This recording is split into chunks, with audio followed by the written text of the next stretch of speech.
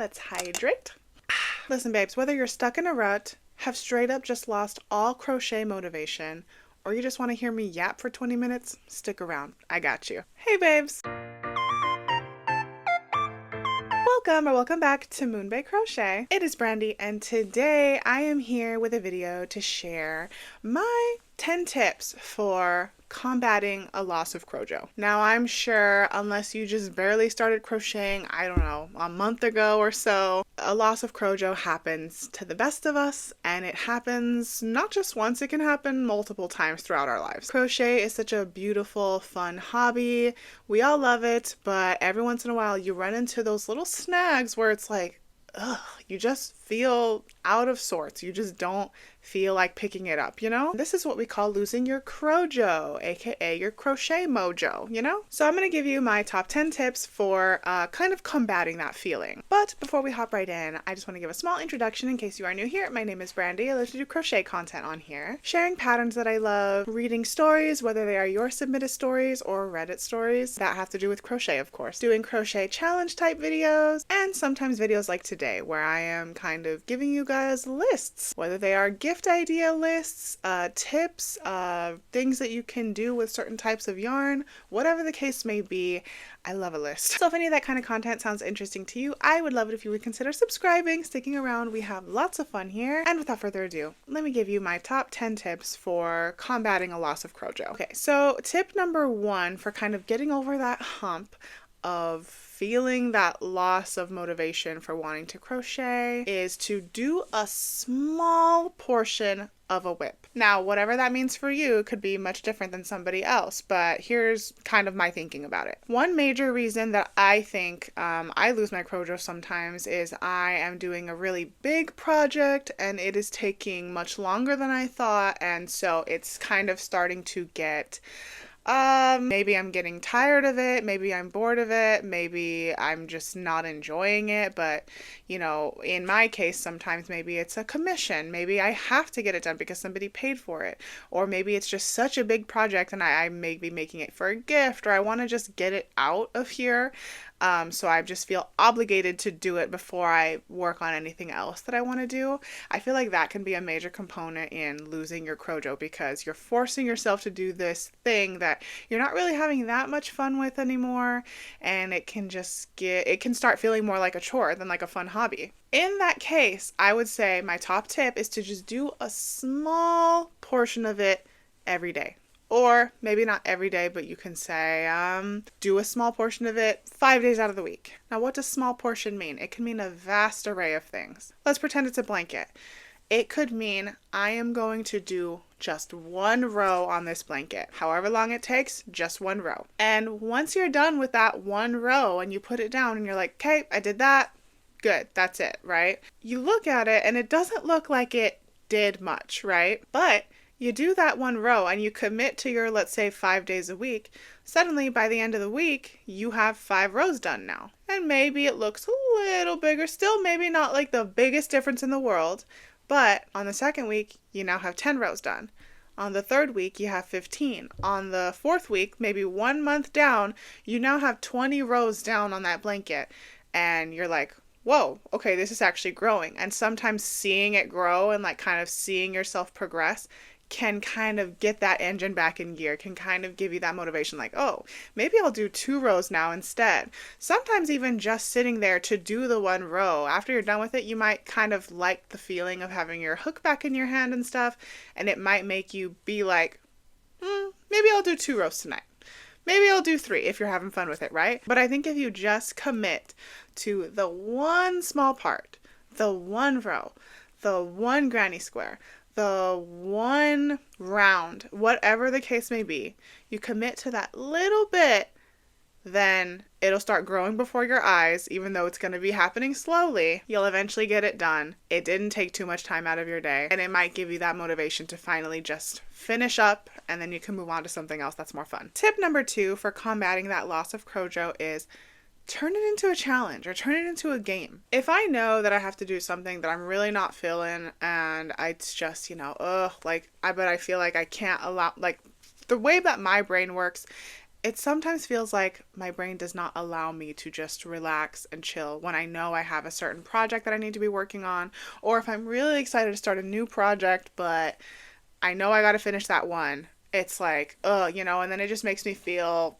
paralyzed. Like, it's like such a nagging feeling that it's like I end up not crocheting at all, and it just like ends up ruining the fun for me. But a way that you can make it more fun is turn it into a game. Now, how do you do that? Well, kind of going back to like just do a little portion. Instead, what you can do is say, you know what? I'm just going to commit to picking up my hook and crocheting for 15 minutes, 20 minutes, 10 minutes even. If you really feel like you don't have the motivation or the time to do it, set a very small timer.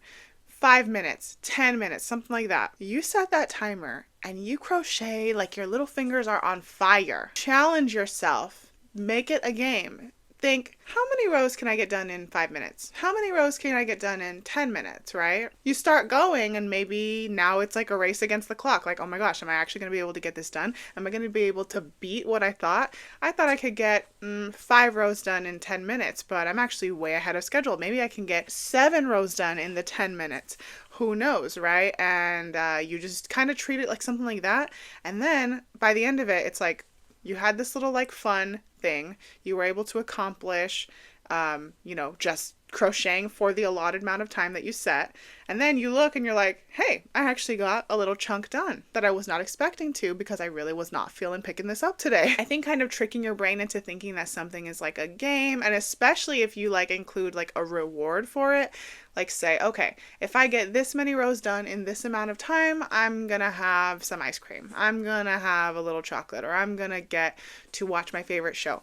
Do something to reward yourself for this. I think that that can be like a really majorly fun way to turn something around, turn the whole Crojo situation around. But then also it's like helping you to get back into the swing of things with crochet. Something to try out. Third tip for combating that Crojo loss is to do a small project. A project that won't take you very long to complete. I know that we all have those little projects that maybe we don't do very often, like a little keychain, a little bag clip, a little tiny no-sew amigurumi, something like that, right? Maybe you don't have a big project to be working on where you can set a timer and work on it for that allotted amount of time, or you don't have like a commission looming over you that you know you need to get done, but you have all this yarn, you love to crochet, but for some reason the motivation just isn't there for you. Might I suggest getting into the swing of things by doing something that you can complete in one sitting. Maybe one singular coaster, or like a little mug rug, something small that you can sit, and it'll only take you maybe 20 to 30 minutes to finish. And then once you're done, you can see it and you're like, oh my gosh, I can't believe I did that, right? And yeah, maybe you are going to have to kind of give yourself a little push to get there and just to pick up your hook again, because I know it can be very hard, like when you're like, oh, like you deep down you want to crochet, but it's for some reason the brain is just not connecting. It's not, you've completely lost your motivation. And it's like sometimes the only way that you can get past it is just by throwing yourself in and doing it, right? Jumping into the deep end of the pool. But obviously, I think in those moments where you're like really lacking the motivation to want to do something, this is not the time to pull out the patterns for the huge granny square blankets or the cardigan that you always wanted to make but you haven't started. Like, now's not the time for those. This is the time for the tiny small things that can be done very quickly. That way you can get them done all in one sitting, and maybe it'll motivate you to make more. You make the one coaster and you're like, oh, well, that's cute. Now maybe what if I make one in this color? And it can kind of give your brain that little boost of like that little happiness boost, and you're like, oh, like I actually made something and it didn't take that long, and then that can kind of get the juices flowing again. Tip number 4 is to peruse. In my opinion, Pinterest would be the place to peruse, but you can peruse so many different types of social media. There are so many good patterns out there. I think that sometimes just perusing places where you find inspiration can definitely bring you out of that Crojo rut. Sometimes the reason that you are having a hard time, getting that Crojo flowing is because you don't know what to make. You have all this yarn, but like none of your ideas or or none of your patterns are really standing out to you, now is a good time to go and search through Pinterest. Try to find free patterns. That way you don't have to like spend money in order to get your Crojo back. But hey, if that's what it's going to take, treat yourself, buy yourself a pattern. But I would say, trying to find free patterns first is like the way to go. You just look through, see what sparks interest. Sometimes it can be really fun just to look through those types of websites anyways, just to like save like, oh, I definitely want to do that one day. I definitely want to do that one day, even if it's not the one that you're going to commit to doing today. Looking through those types of websites can really like open your eyes and be like, like I've been kind of stuck in this little box of the patterns that I already have, and maybe that's why it was not so motivating anymore, because I've already been there, done that for all those. Maybe it was just time to see something new and fresh, and that can definitely help. Tip number 5 for combating that loss of Crojo is frog it and start over. Maybe you're working on a project that you are really just straight up not having a good time making. And especially if it's not something that anybody has ordered from you, or if you don't even do commissions like that, if it's just something that you saw and you thought, oh, I want to make that, I want to try, and you are just having the worst time doing it, it is absolutely 1000% just completely fine to unravel all that work, rewind the ball of yarn, and just start over. And I don't mean start that project over. I mean start over with something completely new. Maybe you discovered you hated that pattern that you bought, and that does happen sometimes. Or sometimes, maybe you're just following a YouTube tutorial, whatever. But whatever the case may be, you hate the pattern, just stop forcing yourself to work on it, because again, going back to what I said earlier, that can really make it feel like a chore, and nobody wants to feel that way when it's a hobby that's supposed to bring joy and it's supposed to, make all these memories, and it's just, it's a fun time if you let it be, okay? If you allow it to completely just make it feel like work and it's not fun anymore, then that is when hold on, what are we doing here? So I think frogging a project and starting completely from scratch, starting something new, can be a very liberating feeling. It doesn't feel good that it's like the sunk cost fallacy. You're like, oh, I already put so many hours into this. Like, I should just finish it because I'm just gonna waste my time unraveling the yarn and making something new. But it's a fallacy, because the amount of time that you're gonna spend working on this project, like the more that you put into it, it's just going to keep stealing your joy more and more. So really, what you'd gain from just unraveling it all and starting over with something new would be like a sense of you could breathe now, fresh air. You no longer have that project looming over you. You no longer feel like you're obligated to make it, because now it's gone. It's not like you're going to start that thing over. You hated it.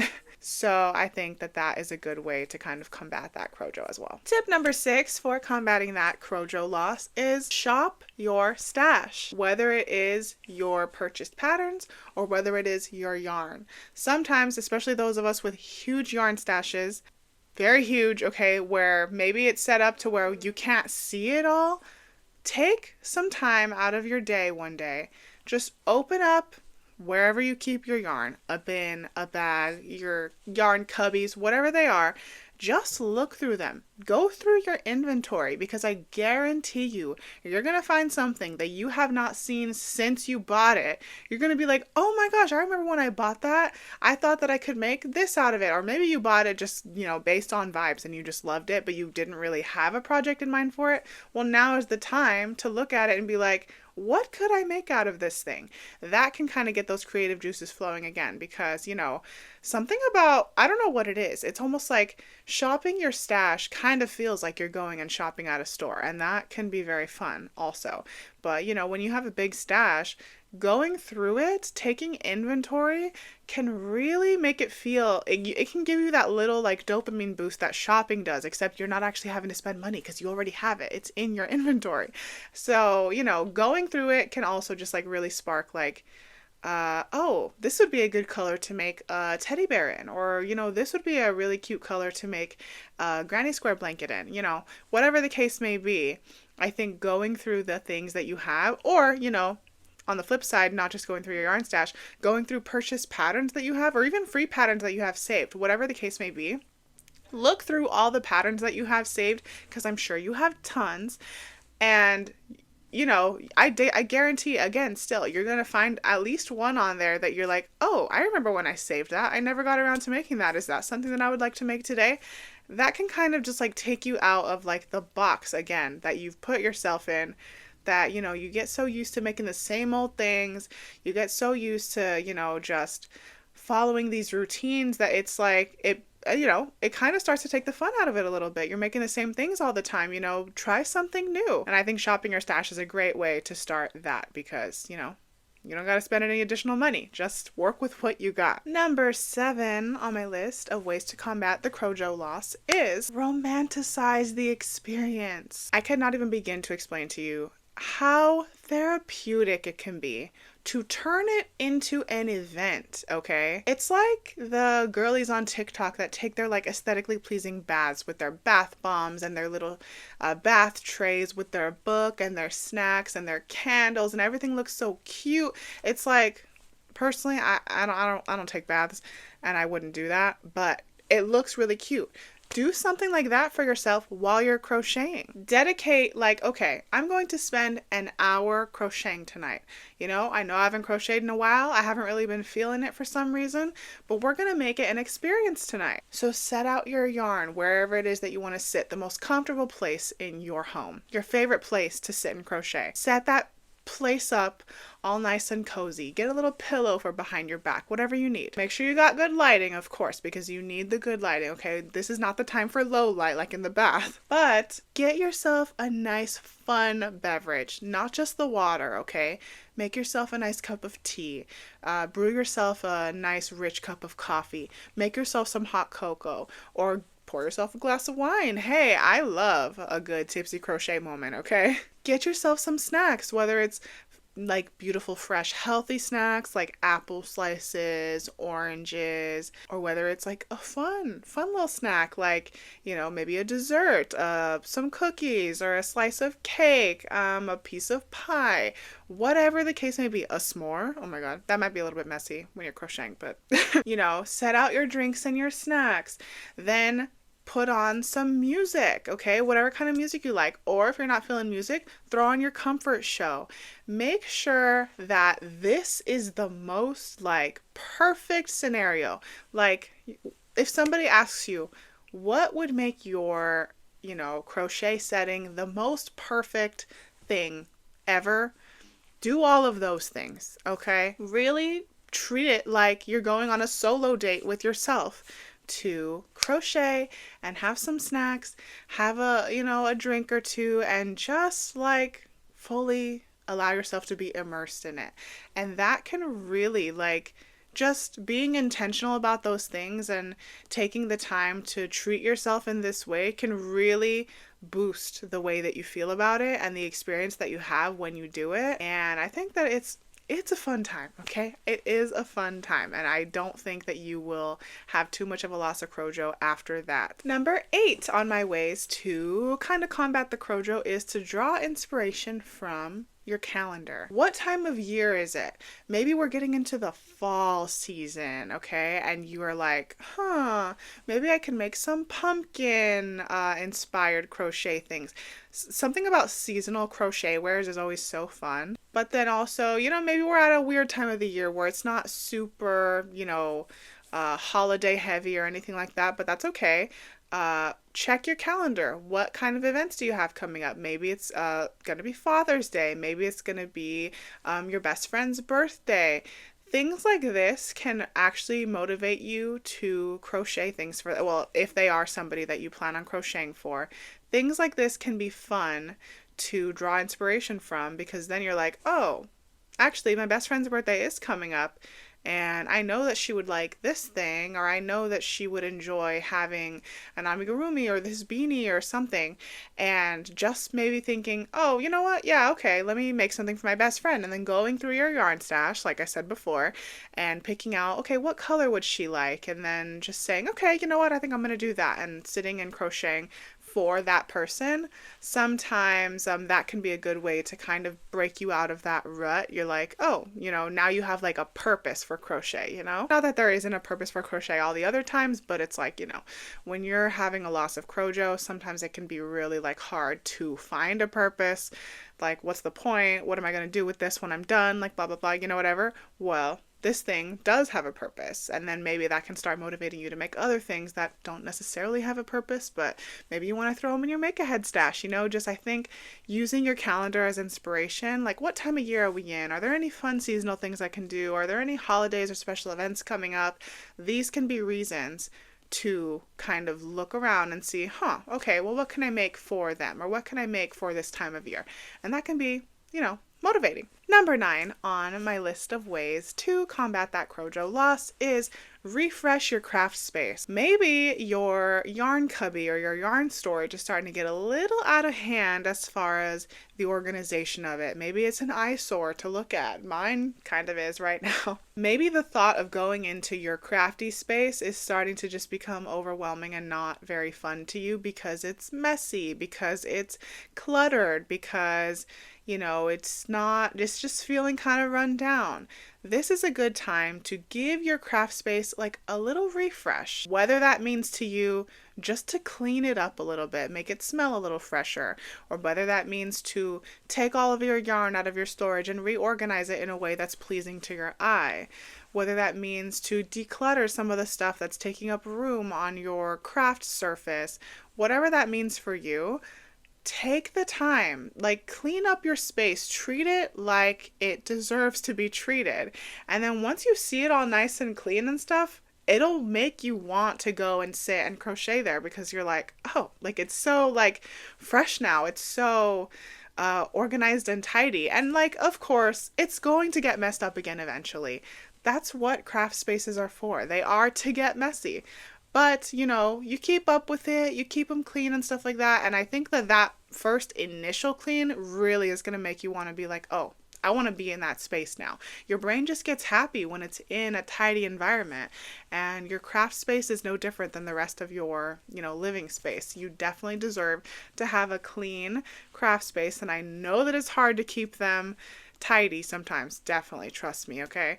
But doing little things like that can really help you get that Crojo back. And number 10 on my list of ways to combat that Crojo is just take the break. Truthfully, sometimes you just need to put the crochet down for a week or maybe 2 weeks. And a lot of times it'll just come back naturally. I think when you try to force it too much and you try, really hard to be like, oh, like, why don't I feel like crocheting? Like, why, like, and making yourself feel guilty about it and just not allowing yourself to just turn that part of your brain off for a second. Sometimes it just needs to reset itself. And I think if you push the issue too much on yourself, if you force yourself too much, you're going to end up prolonging this loss of Crojo because maybe you're going to force yourself to make something that you're not having fun making, or maybe you're going to just force yourself to sit and like focus on this when your body maybe just wants a break. Sometimes, when you got the posture of a shrimp and you're,